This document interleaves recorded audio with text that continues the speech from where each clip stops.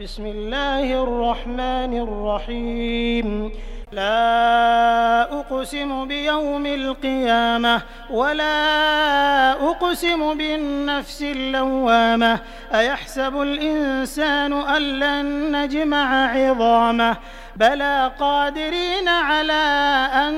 نسوي بنانه بل يريد الإنسان ليفجر أمامه يسأل أيان يوم القيامة فإذا برق البصر وخسف القمر وجمع الشمس والقمر يقول الإنسان يومئذ أين المفر كلا لا وزر إلى ربك يومئذ المستقر ينبأ الإنسان يومئذ بما قدم وأخر بل الإنسان على نفسه بصيرة ولو ألقى معاذيره لا تحرك به لسانك لتعجل به إن علينا جمعه وقرآنه فإذا قرأناه فاتبع قرآنه ثم إن علينا بيانه كلا بل تحبون العاجلة وتذرون الآخرة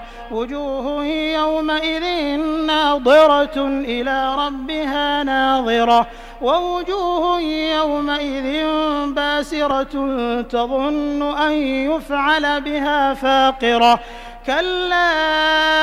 إذا بلغت التراقي وقيل من راق وظن أنه الفراق والتفت الساق بالساق إلى ربك يومئذ المساق فلا صدق ولا صلى ولكن كذب وتولى ثم ذهب إلى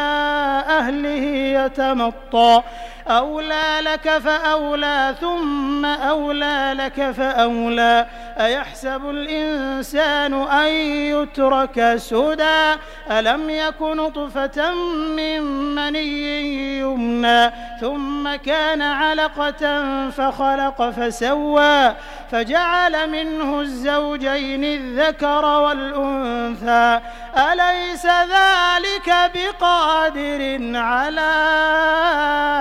أن يحيي الموتى